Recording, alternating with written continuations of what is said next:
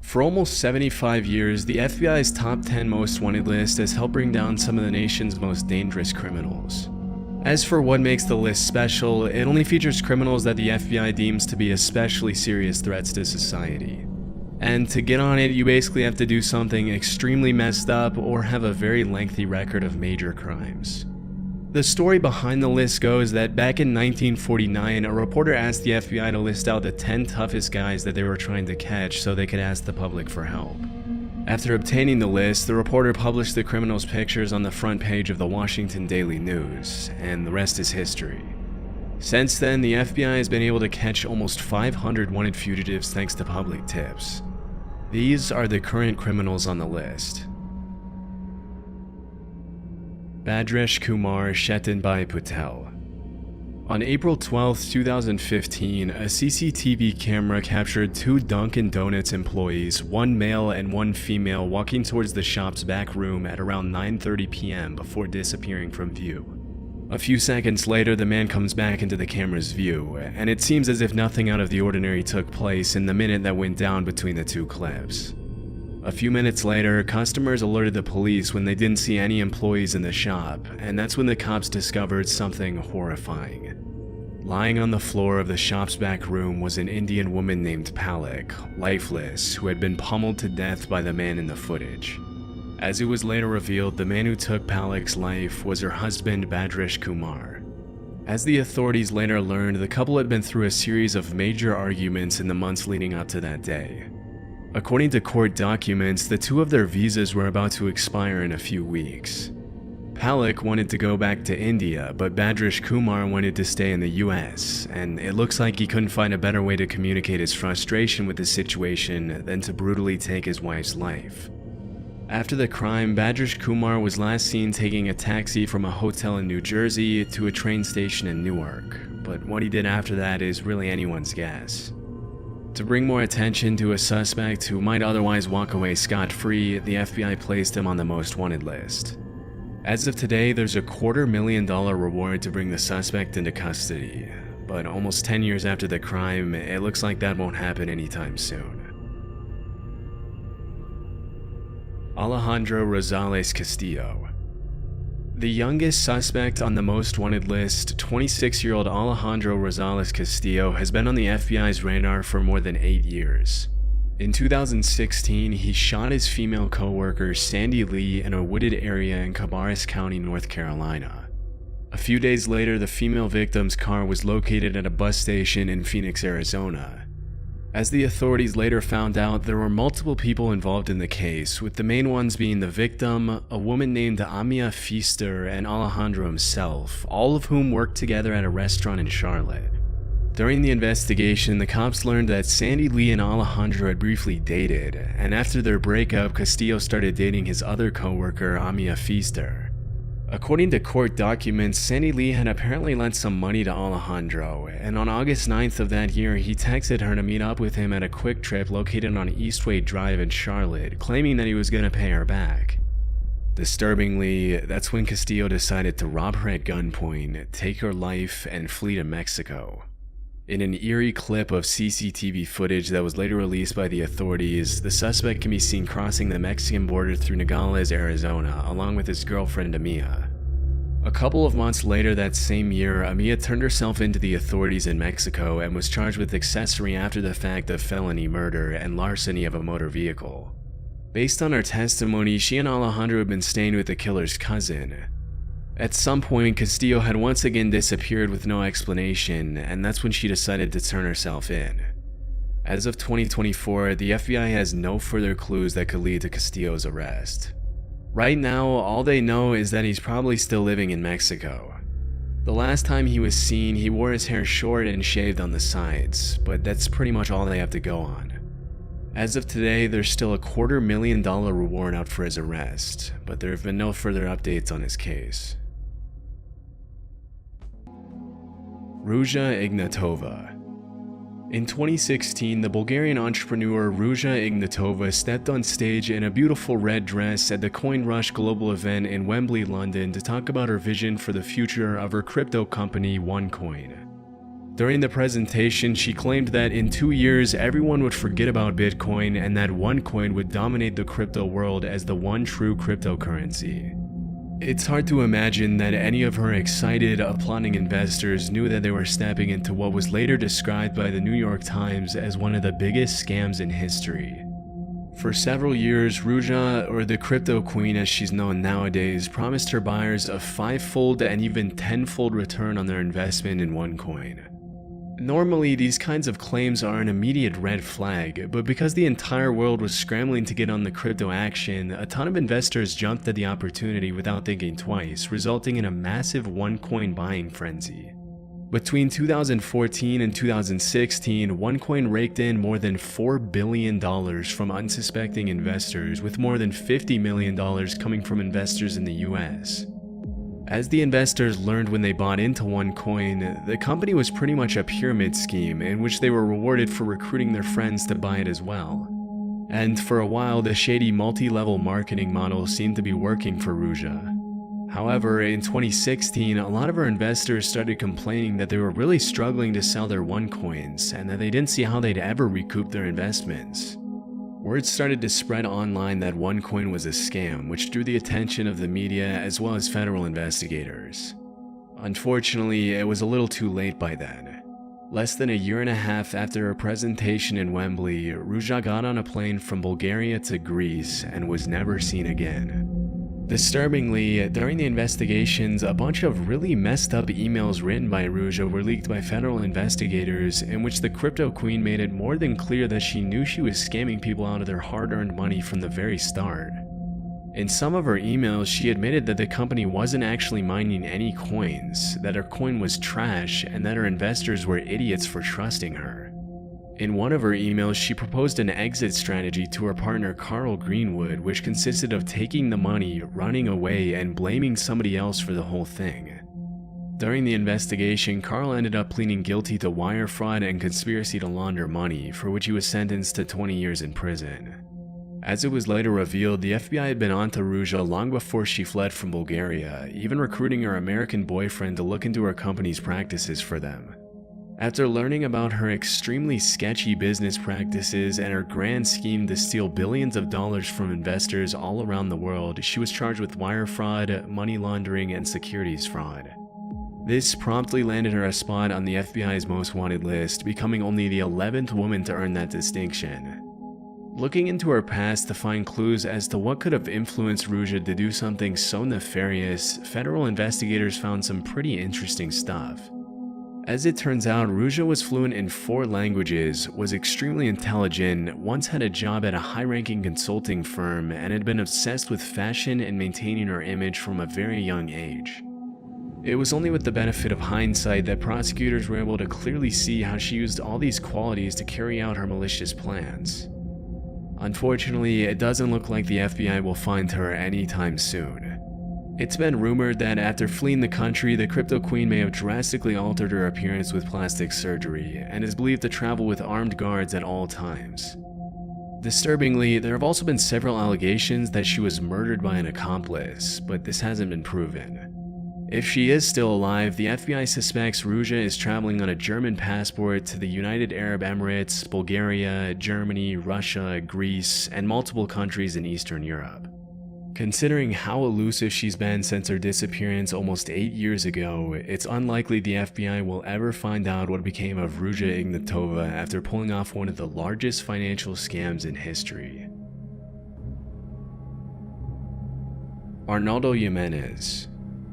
On May 12, 2012, Arnaldo Jimenez and his wife Estrella went out to celebrate their wedding in a black 2006 4-door Maserati. Less than 24 hours after the couple had said their vows, Arnaldo knifed his wife to death in the car, dragged her into the bathroom tub of her apartment in Burbank, Illinois, and disappeared without a trace. When Estrella didn't come back to pick up her kids at school the next day, her family called the cops, who ended up finding Estrella's remains still in her wedding dress in her bathtub. Immediately, a nationwide search for Arnaldo was launched, but by that time the suspect was long gone. During the investigation, it was revealed that Jimenez had reached out to a friend before fleeing and told him, "If anyone asks where I am, tell them I went to Mexico." Since then, the authorities have received multiple tips that Jimenez may have fled to Durango or Tamaulipas, Mexico, where he is believed to be hiding out with family members. Initially, a $100,000 reward was issued for anyone with information that could lead to his arrest, but 4 years after he was placed on the most wanted list, the FBI increased the reward to $250,000. Burbank police have stated that in the past 12 years they've received hundreds of tips about Arnaldo's whereabouts, but none of them had led to anything significant. After the crime, investigators traced his phone and determined that he had traveled from Chicago to Tennessee, then to Arkansas, and from there to Hidalgo, Texas, very close to the Mexican border. They were unfortunately unable to determine where he went after that. Police have also revealed that the car in which Arnaldo carried out his heinous crime was never found. If the suspect is ever caught, he'll be spending the rest of his life in prison for first-degree murder and unlawful flight to avoid prosecution. But based on how things have played out since the last time he was seen, it's unlikely Arnaldo will ever pay for his atrocious crime. Vatel Ominison. As the leader of one of Haiti's largest and most violent criminal gangs, Crez Barry, Vatel Ominison, which do not let his name fool you, he is indeed not innocent, has terrorized the region for years, earning a spot on the FBI's most wanted list for his role in a string of brutal kidnappings and murders. In October 2021, he collaborated with the notorious 400 Mawozo gang to carry out the high-profile kidnapping of 17 Christian missionaries in Haiti. Disturbingly, 5 of the kidnapping victims were children, one as young as 8 months old. Held at gunpoint, the hostages were reportedly kept captive for 2 months while the gangs demanded a ransom of $1 million per hostage. It was only after an anonymous donor paid an undisclosed sum to Crez Barry and 400 Mawozo that the missionaries were finally released. Based on court documents, Innocent and his crew ended up spending the ransom money on weapons. That same year, the Haitian president was assassinated, which caused Innocent's influence to grow exponentially in the chaos that engulfed the country. In the aftermath of the assassination, Crez Barry claimed new territories and expanded their ranks quicker than the cops could even keep track of. In 2023, Crez Barry boasted an estimated 600 members, many of whom were young children who were involuntarily recruited to serve Innocent's criminal organization. Almost exactly 1 year after the kidnapping of the Christian missionaries, Crez Barry kidnapped 2 U.S. citizens under Innocent's orders, Marie Odette Franklin and Jean Franklin. Unfortunately, one of the victims did not survive, while the other was held for a $300,000 ransom. Somehow, Innocent still managed to walk away scot-free. In April 2024, CNN released an interview where Innocent brazenly showed off his luxury home, which sticks out like a sore thumb in the extreme poverty surrounding him. Surrounded by gold-rimmed couches and chairs, Innocent explained to the reporter how he came to power. In the interview, he shamelessly blamed Haiti's corruption on the country's politicians, refusing to take any responsibility for his own actions. Interestingly, he also alleged that before becoming the leader of Crez Barry, he had once owned multiple legitimate businesses, including a hotel and a rental car company, but said his companies were destroyed by the government. According to multiple crime analysts, Innocent was once a political activist before he turned to violent crime to maximize his influence. Back in the US, Innocent is wanted by the FBI for an insanely long list of crimes, including kidnapping for ransom, theft, murder, assault, vehicle theft, and destruction of property. There's a $2 million reward for information leading to his arrest, but with powerful connections and an armed gang, it'll be pretty tough to ever bring him to justice. Omar Alexander Cardenas. In 2022, the FBI released 2 eerie before and after clips of a man walking into and then running away from a shopping mall area on August 15, 2019. The man seen in the video is 29-year-old Omar Alexander Cardenas, and let's just say that he didn't exactly go shopping in the time that elapsed between those 2 clips.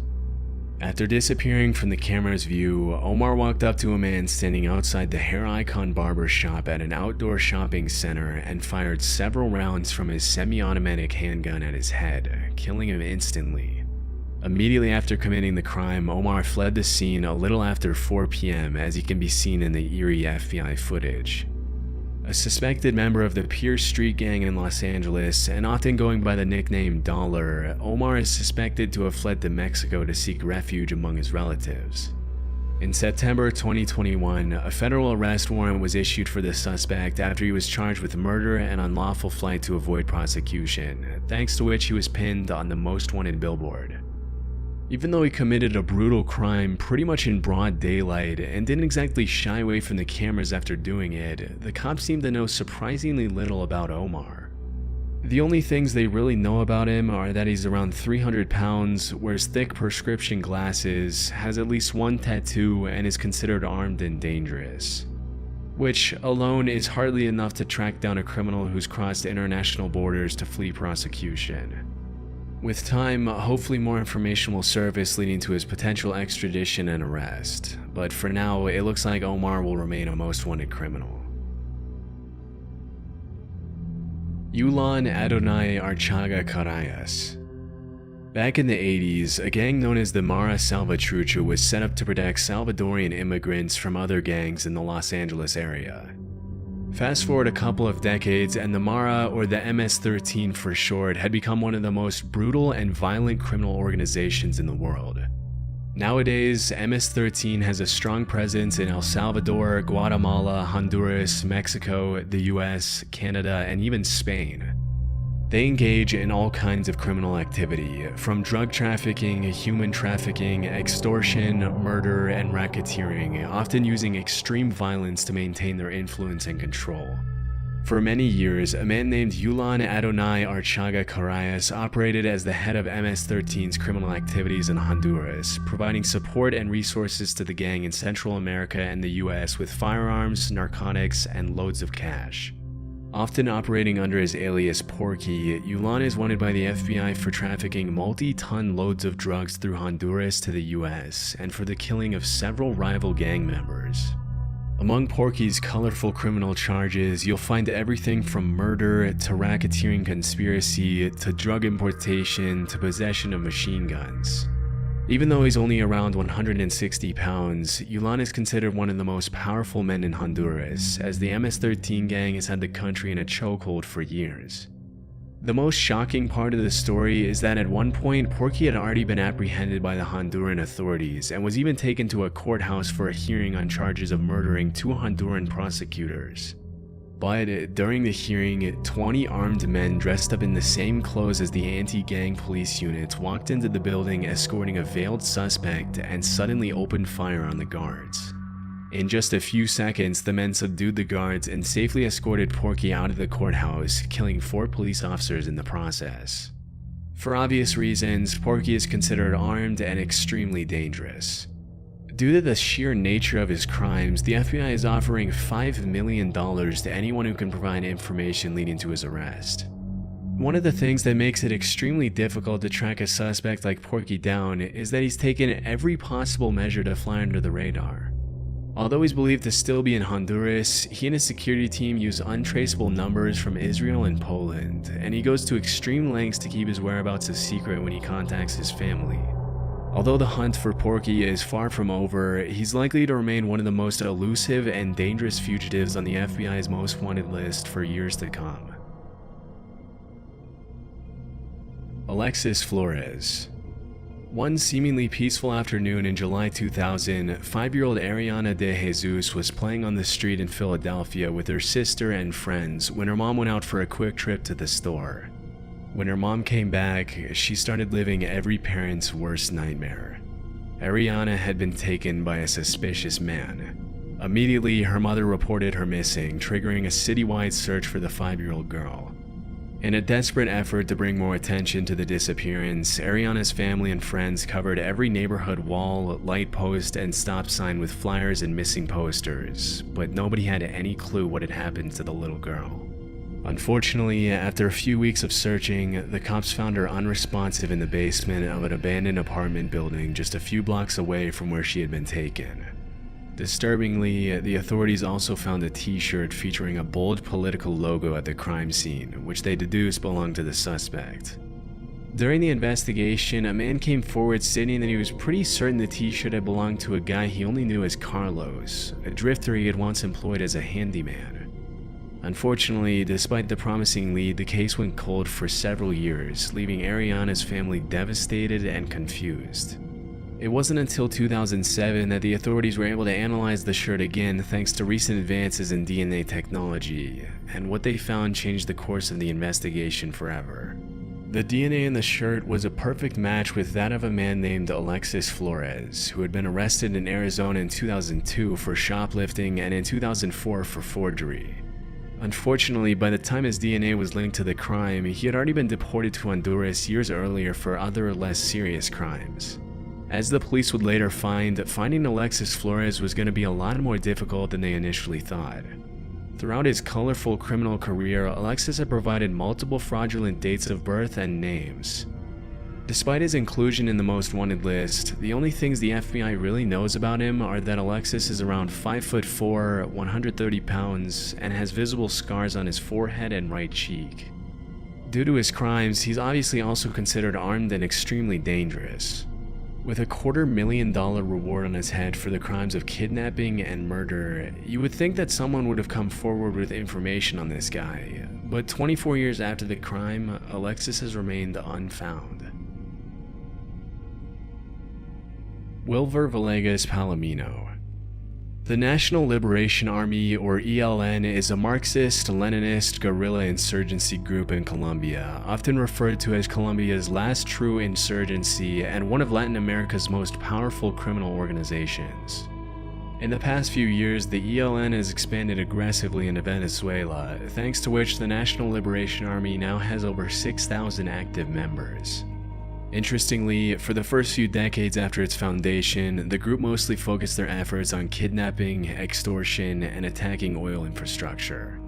But over time, the ELN stopped shying away from drug trafficking and became deeply involved in the international drug trade, earning them the attention of the FBI. In 2023, Wilver Villegas Palomino became the 530th addition to the FBI's most wanted list on multiple serious charges ranging from narco-terrorism to murder to drug trafficking. Often running under the alias The Hog, Palomino is a high-ranking member of the National Liberation Army who's been involved in a 20-year conspiracy to distribute drugs from Colombia to the US, thanks to which a warrant for his arrest was issued back in 2020. Wilver has also been accused of murdering multiple human rights advocates in Venezuela and the Catatumbo region in Colombia between 2017 and 2019. Due to his high rank and his responsibility in flooding the streets of Houston and other major US cities with drugs, the United States Department of State's Narcotics Rewards Program is offering a reward of up to $5 million for information leading to Palomino's arrest. As of today, it's a complete mystery where this guy is, but considering the ELN oversees the production of over 200 tons of drugs which are later distributed worldwide, obviously including the US, it makes sense why he was put on the list. Donald Eugene Fields II. Since 2022, Donald Eugene Fields has been wanted by the FBI for the alleged trafficking of at least one child in Missouri between 2013 and 2017. According to the authorities, Fields took a 14-year-old girl and offered her to his friend Ted Sartori Jr. in exchange for cash, cars, motorcycles, vacations, and Christmas presents. Last known to live in Franklin County, Missouri, Fields has apparently been moving around the country since 2022, working sporadic jobs as a tree trimmer and independently selling used cars in an effort to fly under the radar. Based on court documents, it's believed that Donald probably took more than one victim, and that he might be hiding out with his girlfriend Jennifer Isgriggs, who is also wanted on a felony warrant for failure to provide child support. Since 2022, the cops have received multiple tips indicating that Fields spent some time in the Tampa area, and as soon as they heard that, they started running Facebook ads with his face on a most wanted poster to ask for the public's assistance in locating him. Unfortunately, it's likely that by then, Fields had already fled to Stover, Missouri. The FBI has also placed large billboards with Fields' face in cities where he's known to travel, but so far it seems like he's managed to stay a step ahead of the cops. Earlier in 2024, Sartori, Field's partner in crime, pleaded guilty to his charges and will face up to 30 years in prison. He'll also likely have to pay $25,000 in restitution to his victim. Based on court documents, he'll be officially sentenced in early November 2024. As per the FBI's description of the suspect, Fields has multiple scars on his body as well as a tribal print tattoo on his right shoulder. With such a big effort being made by the FBI to make this guy's face known, hopefully someday he'll be recognized by someone and promptly turned into the authorities. But for now, the cops have urged the public to consider him armed and dangerous.